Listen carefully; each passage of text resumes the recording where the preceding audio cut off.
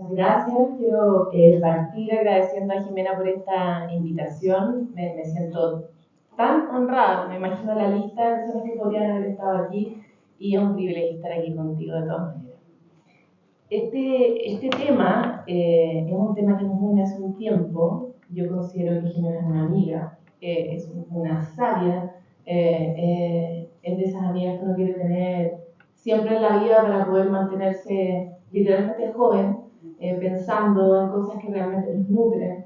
Y este libro es un poco la confirmación de eso de muchas maneras. Y quería partir diciendo algo antes de hacer todas las preguntas que te tengo, ¿no? Que es que me dio mucho vuelta la idea de que en parte el último tercio de nuestra vida, ustedes saben que estamos en esta época en que es difícil decir todas las palabras. Ya, bueno, no me equivoqué un montón de veces, yo voy a poner asterisco ahí, cualquier cosa incómoda, nunca la hice así. Para que la gente no quiero caer.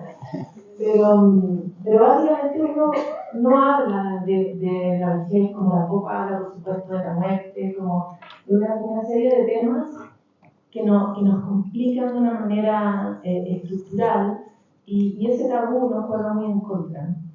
Lo muy lindo de este libro es que lo dice todo y le lleva manuales, pensamientos, recopilaciones, citas científicas. O sea, si uno tiene una ruta para poder llegar a un lugar de una manera plena y hacerlo a tiempo, como bien dice el libro, yo estoy justo en la banda que es correcto preocuparse,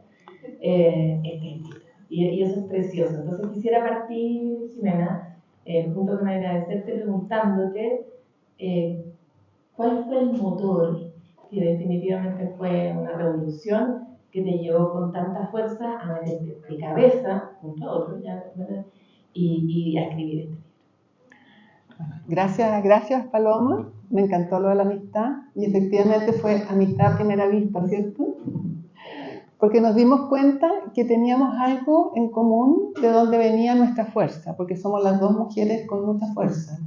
Y es la mirada de futuro, que es donde Paloma se ha especializado, que de alguna manera estamos siempre mirando como 2 o 3 paraderos más allá. Y eso nos permite de alguna manera sentirnos inconfortables con la realidad y darse cuenta que podría ser mejor, que podría ser diferente. Y desde ahí entonces ha surgido esta complicidad y yo le digo que sí a todas las cosas incómodas que ella me invita y hoy día la tenemos un día domingo a las 3 de la tarde con harto calor aquí. Así que quiero decir que es un cariño y un reconocimiento muy compartido. No puedo dejar también de emocionarme con la cantidad de amigos y amigas que tenemos hoy día presentes, domingo, en la tarde, a las 3 de la tarde, los almuerzos familiares, etc. Realmente no se imaginan cuánto me conmueve. Así que infinitas gracias. En cuanto a todo el chorro de piropos que le acaba de decir, Paloma sobre el texto, quiero decir que la única palabra con la cual me siento inconfortable es con la palabra manual, porque hacer un manual implicaría que yo sé, y eso no es verdad. Yo puedo decir que yo intuyo, yo puedo decir que yo me he cabeceado, que he descubierto, que he investigado, que he experimentado, pero de ahí a saber no, y creo que esa es un poco la magia, ¿eh? Que Enrique, que está en alguna parte acá, me dijo, Jimena, esto es como haberse sentado contigo en el living de tu casa a conversar. Y esa fue mi intención, entendiendo que el libro es más bien una larga conversación de 100 y tantas páginas, a pesar de que mi nieta me preguntó, ¿es muy largo, abuelita? Traté de hacerlo deliberadamente corta, ¿no?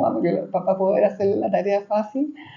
Y esa conversación entonces va hilvanando los temas a medida que van saliendo, pero son todos parte de conversaciones entre personas de Travesía 100 y personas de voces mayores. Entonces creo que aquí hay una construcción colectiva que es bueno poner en valor. Ahora, sobre el momento, hay 2 momentos. A mí lo que me hizo lanzarme a la piscina del envejecimiento fueron los 70 años. Me pasé soplado los 60, no me di ni cuenta hasta que me llamó el señor de los seguros y me dijo, señor, ¿usted jubiló? ¿Qué? No había tomado como conciencia y por supuesto que no lo pesqué. Seguí tal cual. Pero en los 70 sí que me di cuenta que ahora sí que existía una barrera. Y es bien brutal, ¿eh? Porque Recién me acaba de llegar un texto que decía que el drama de hoy día es que de trabajar se pasa a desempleado antes de pasar a ser jubilado. Brutal, ¿no? Que ahora hay un nuevo periodo.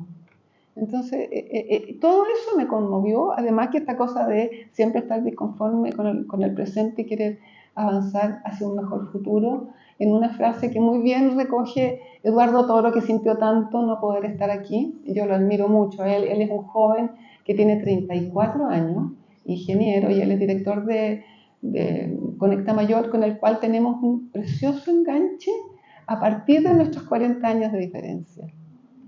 Y hay una frase que él recoge en el prólogo que dice: queremos crear un mundo donde todos caben, refiriéndonos a todas las generaciones.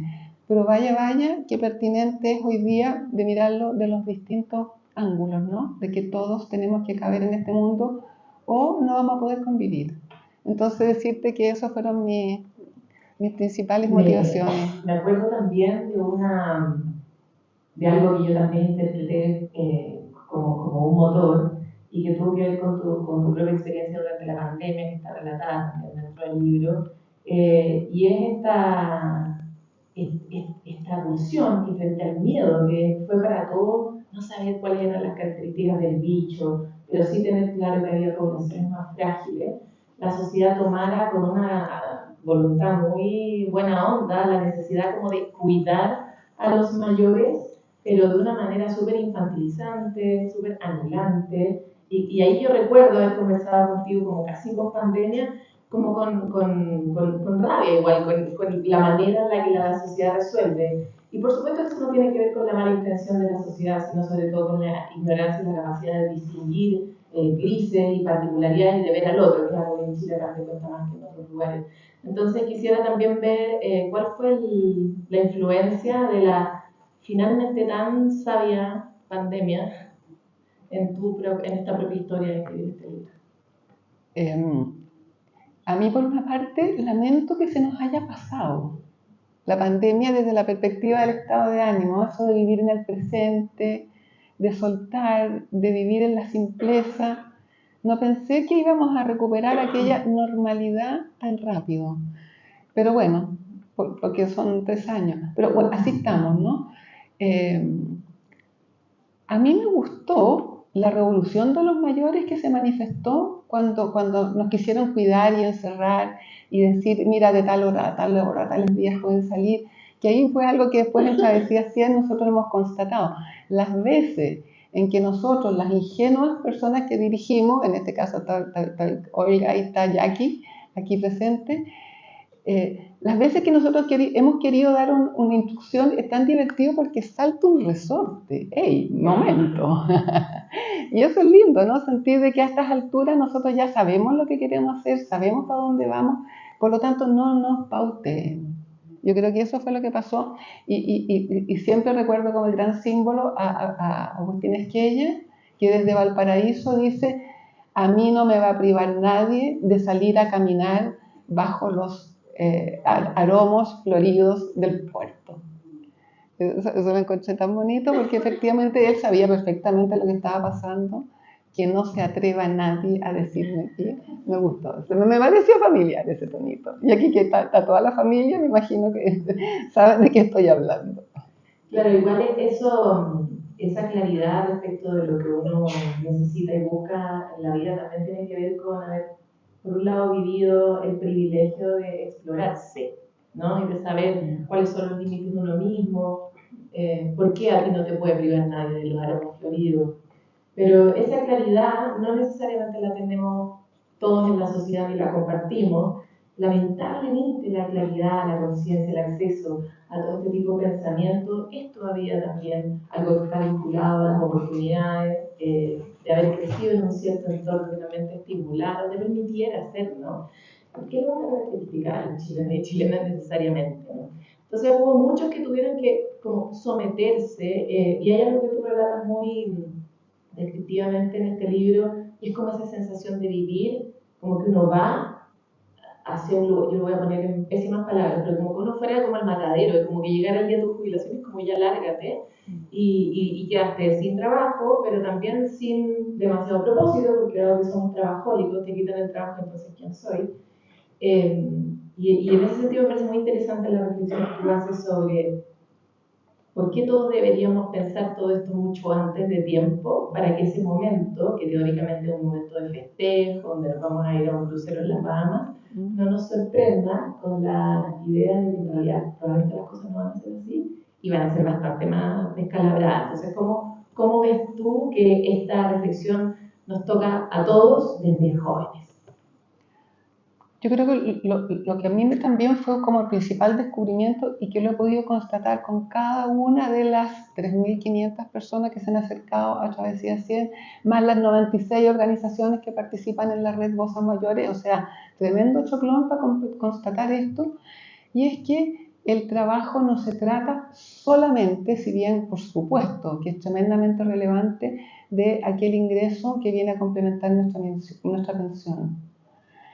Ese mito que cuando se dice las personas mayores queremos seguir trabajando, queremos que las políticas públicas nos ayuden a seguir contribuyendo, aunque no de igual manera, que es el punto importante.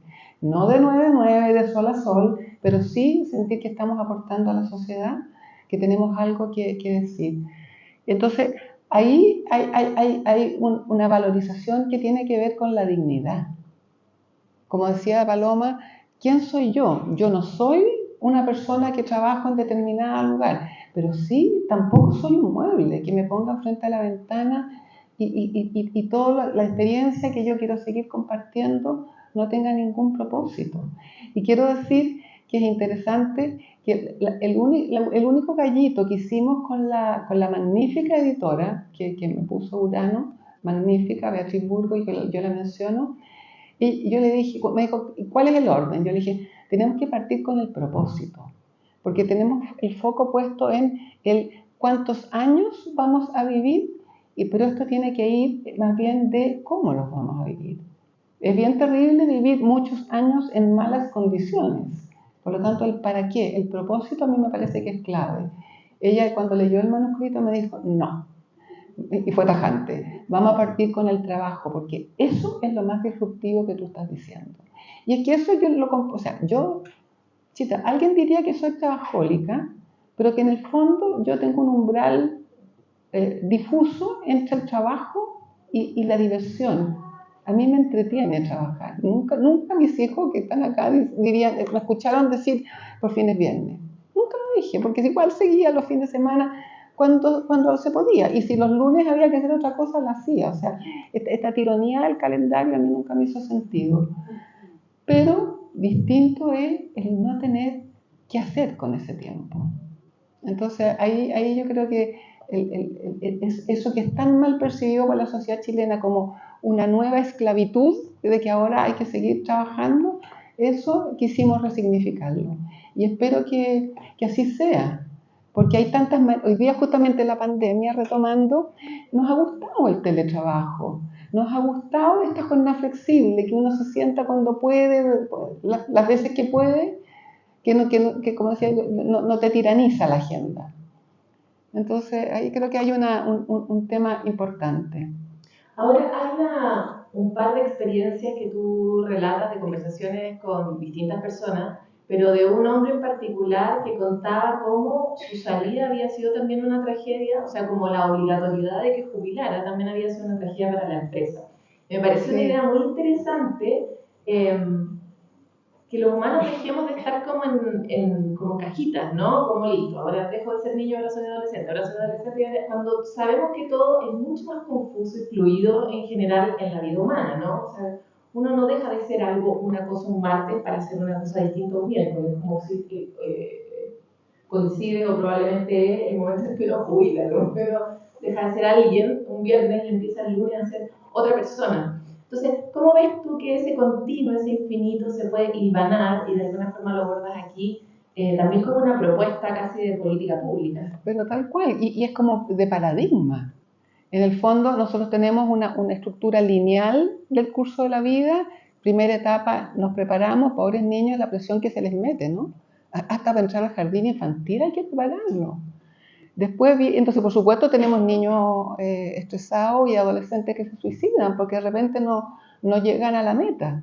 Segundo, este trabajo de esta pobre generación sándwich que está cuidando hijos y está cuidando a los padres todavía, en que probablemente hay muchos de ustedes acá. Y después viene el momento en que no hay que hacer nada y resulta que hoy día las estadísticas están diciendo que ese momento está llegando cada vez antes. O sea, ya ni siquiera en los 60, son los 55. Acaba de salir un tremendo estudio que no alcanzó a entrar al libro de Laborum que decía que el 55% de las empresas encuestadas no habían contratado a nadie, en ningún tipo de pega con más de 55 años. Y a los 55 años, bueno, a eso se refería esa frase de hoy día ser desempleado a continuación de ser trabajador y antes de ser jubilado, ¿no? O sea, te están llevando a un momento que además implica que tu pensión va a ser aún más baja, porque no vas a tener los aportes requeridos con los cuales se había calculado. Algo que a mí que agradezco de tu libro es que tú vas hilvanando estas cosas espantosas que están ocurriendo con otra serie de posibilidades y de invitaciones, ¿no? Algunas de ellas tienen que ver con esto, con eventualmente mirar cómo, por ejemplo, el mismo sistema podría desdibujar la barrera de la jubilación para poder entrar de una manera más suave y paulatina y ahí ir dejando atrás una etapa, pero también dándole a otros lo que aprendí, mi experiencia, mi talento, como transfiriéndolo y dándome a mí la oportunidad de encontrar otra ruta distinta, otro tipo de trabajo, menos tiempo, quién sabe, o eventualmente convertirme en una persona que siempre quise ser, tener una nueva identidad. Entonces me encantaría avanzar en particular sobre esa línea de cuáles han sido en esta ruta de escribir el libro los momentos como eureka, como las claridades emocionantes de decir, tal vez podríamos hacer, no sé, desde este proyecto de ley para hacerlo distinto, o tal vez podría hacer un programa para capacitarte para tus 70 cuando tenemos 30, etc. ¿Cuáles han sido tus momentos? Antes de contestar, quiero decir que se me viene a la mente, en la última entrevista que hiciste en Sanamente, tocamos este tema de los momentos, en que yo te decía, porque las personas mayores no quieren trabajar como antes, igual que los millennials, dije yo, porque los millennials tampoco quieren que el trabajo les inunde toda su vida, sino que más bien quieren tener tiempo para ellos, para hacer deporte, para hacer otras cosas. Y tú me dijiste, yo también. Claro, yo que estoy al medio también. O sea, es tan sensato que repensemos la manera en que estamos trabajando. Estamos en el siglo XXI, si bien hay cosas pasando que pareciera que estuviéramos en otro, pero estamos en el siglo XXI que no tiene ningún sentido, que igual que en la revolución industrial nos tengan a todos sentaditos en la misma parte, en la misma hora, haciendo las mismas cosas. No hace sentido. Eso por una parte. Pero el tema de la eureka. ¿Cuáles han sido para ti en esta investigación larga momentos que he dicho, la sociedad podría ser así, la sociedad podría ser así, como toda la transformación? Yo creo que han sido desde el 2017, cuando empezamos a conversar de esta idea y se materializó en enero del 2018, ha sido de eureka en eureka, ha sido un proceso, porque nadie de nosotros es gerontólogo o eso. Es decir, ninguno de nosotros es un especialista, sino que somos partícipes, protagonistas de esto. Y por lo tanto nos hemos ido de tumbo en tumbo inventando cosas y así seguimos. Y entre todos, no vayan a pensar ustedes que este es un asunto de unos pocos iluminados. Todos en esta sala han podido contribuir aquí, ¿no es cierto? Estoy mirando a ciertas personas que han aportado saltos hacia adelante.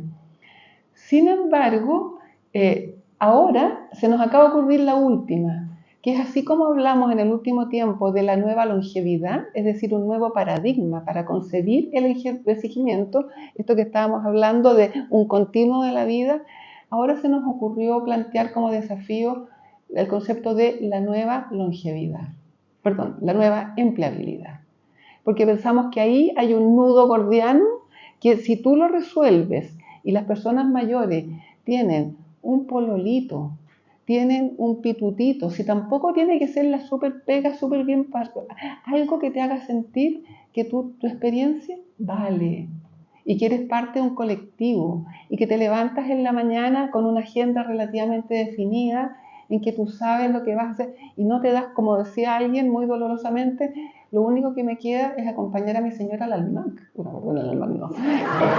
Eso fue muy antiguo, que no salga de aquí, que no salga de aquí.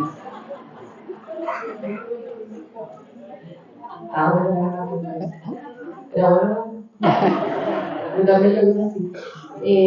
Sí, y eso que plantea está muy relacionado con algo que la ciencia ya ha corroborado. Hay muchas citas de estudios de las más prestigiosas universidades del mundo y también exploradores que también se han hecho películas similares, como el de Blue Zone, ¿verdad? Como este de las zonas azules, que es documental en Netflix que pueden ver. Es mucha información súper valiosa. Una de ellas es que, para que lo tenga que decir la ciencia, ¿no? Pero que el propósito realmente cambia todo, cambia la salud cerebral, cambia la sensación de bienestar, por supuesto que reduce el impacto en prevalencia de depresión, de ansiedad, etc., ¿no? Entonces, como el trabajo como la necesidad de levantarme porque vale la pena que yo me levante para algo.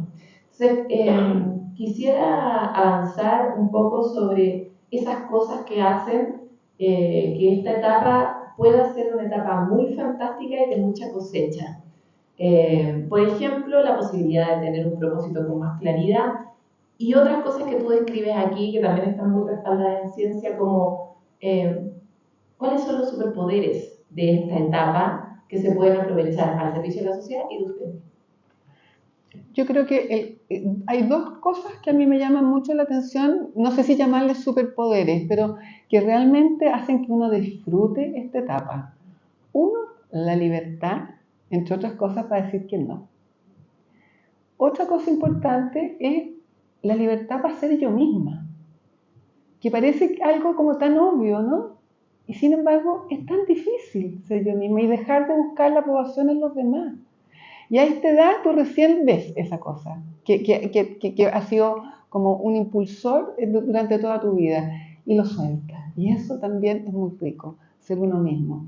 Ahora, a mí, hilando la pregunta tuya, a qué es lo que realmente se traduce en la felicidad, por Dios que las investigaciones y las zonas azules y todo lo que el conocimiento y la experiencia nuestra como personas mayores refleja, es que la felicidad no estaba donde la estábamos buscando, sino que está en un lugar que probablemente pasaba piola, que son las relaciones humanas y el tener una causa por la cual levantarse todas las mañanas.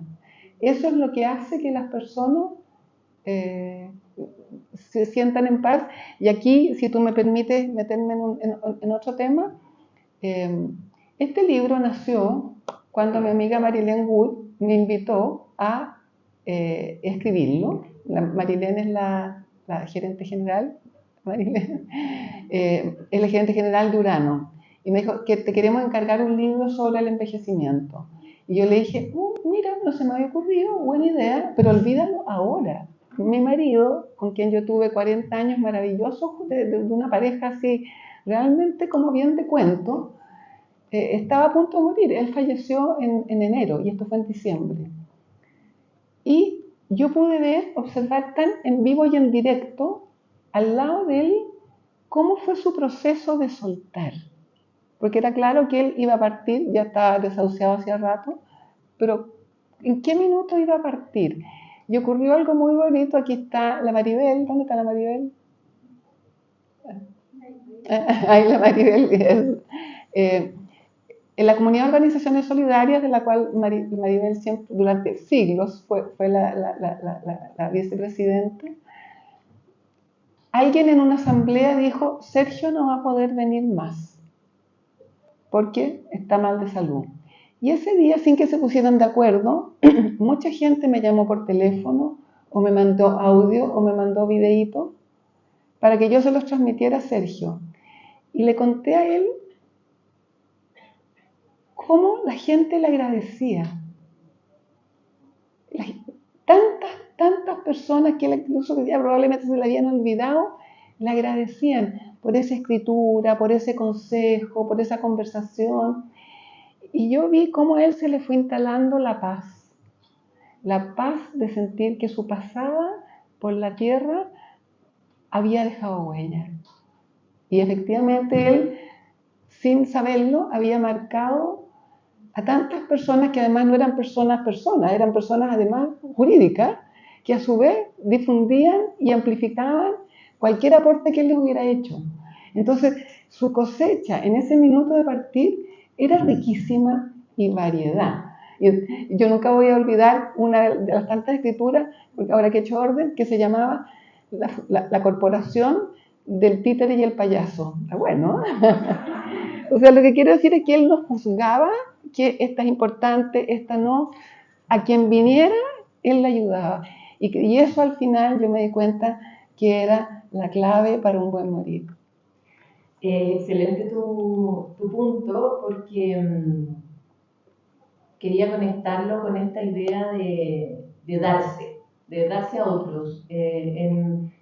Yo planteo superpoderes porque yo sí lo veo como superpoderes algunos, sobre todo en esta sociedad tan individualista, sobre todo con este mundo tan complicado. Hay ciertas cosas que, de acuerdo a los estudios y lo que tú describes aquí en este libro, me parecen muy poderosas. Una de ellas era, por ejemplo, que las personas mayores tienen mucho más capacidad de resolver conflictos al interior del trabajo por su como distancia y perspectiva, mejoran el clima laboral. El trabajo es uno de los lugares que está más enfermo por razones obvias en nuestro país. Trabajamos mucho, somos súper trabajólicos y tenemos una lógica para relacionarnos con el trabajo que es bastante enfermiza, no porque sea trabajólica, sino porque tiene algunos indicadores de éxito demasiado puestos en un lugar que no mejora, no desarrolla lo mejor de los humanos, no desarrolla la colaboración, no desarrolla el cuidado mutuo, ¿no? Y entonces por eso quería avanzar un poco sobre esta idea de darse. ¿Qué es lo que toda la sociedad gana cuando cambia su perspectiva respecto de la longevidad, integra la riqueza? ¿Cómo es esa riqueza? Bueno, está también bien documentado los falsos que son los estereotipos relacionados con la vejez. Que somos mañosos, que somos porfiados, que no aprendemos. Un poquito. De todo poquito. Pero la verdad es que en el trabajo existe una evidencia que, porque valoramos el trabajo, porque para nosotros fue muy importante como generación, tendemos a cuidarlo. Entonces somos resilientes, colaboramos, como dices tú, creamos un buen clima laboral, estamos ahí con la camiseta puesta en las buenas y en las malas. Es decir, hay muchos atributos y somos particularmente buenos para las habilidades sociales, porque nos gusta la conversación, nos gustan las otras personas y nos gustan los jóvenes. Solo que a los jóvenes no les gustamos mucho los viejos, porque se aburren. Porque las personas mayores tenemos la mala costumbre, uno, de hablar de nuestros achaques. Todos tenemos achaques, pero no hay para qué hacerlo una cosa de conversación permanente. Y dos, repetimos las mismas cosas. Entonces, yo entiendo que cuando una persona siente que se le empieza a arrancar la memoria, ahí el interlocutor tiene que entender que ese es un proceso para tratar de atraparla. Que no se me vaya la memoria y conozco tantas personas que hicieron eso al final de la vida y repetían. Entonces mi abuelita repite, está en un proceso súper importante para ella, súper importante. Entonces, lo que quiero decir es que tenemos que aprender ambas generaciones de ver qué podemos aportar. Y lo que a mí me queda tan claro, y aludiendo a lo que estamos viviendo en este minuto, necesitamos el aporte diferente que todas las generaciones podamos hacer para poder tener un mundo en el cual quepamos todos y podamos convivir. Ha sido algo bien bonito de estas nuevas generaciones que para mí a veces también son bien incomprensibles, los más jóvenes, digamos, los 20-ish, 18-ish y 28-ish también. Uno realmente los queda mirando porque son un poco extraterrestres, pero han sido bien visionarios y transformadores en varios sentidos. Por ejemplo, en visibilizar a una escala que jamás imaginamos posible la diversidad. O sea, al punto de que ya ni siquiera podemos mencionar las siglas, ¿no? Cuando hablamos de diversidades, es como que cada 2 meses hay una letra más y uno siempre como que la dice mal. Yo de hecho siempre pido disculpas por eso. Pero esa misma diversidad que constituye a los más jóvenes, constituye también a toda la sociedad y a los mayores, por supuesto. Y es algo que tú describes porque es muy simplón y pequeño que nosotros desde los 60 para adelante como que entendamos que es un solo grupo. Y que de hecho, por ejemplo, lo dejemos de medir en el rating y en varias otras cosas más, a pesar de que son en sí mismos una fuerza económica global, o sea, aunque fuera solo por una razón de mercado, es una estupidez enorme, ¿no? Entonces quisiera que habláramos sobre la diversidad de mayores, porque tú cuentas distintas anécdotas, pero efectivamente no todos los mayores repiten cosas.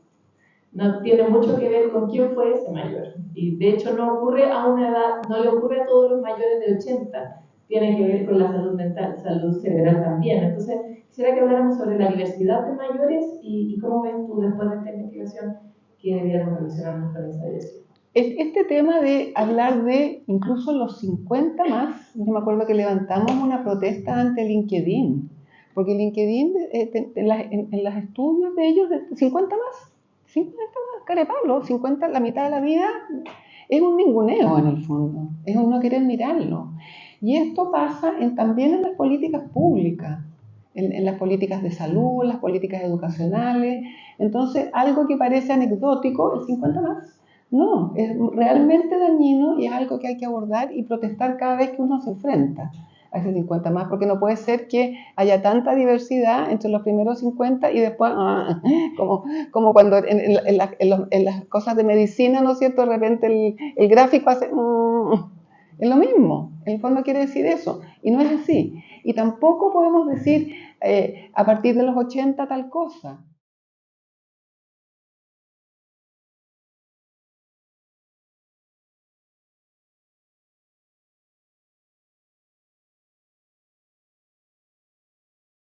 Y es difícil vivir en estos tiempos. Pero por eso nadie sobra.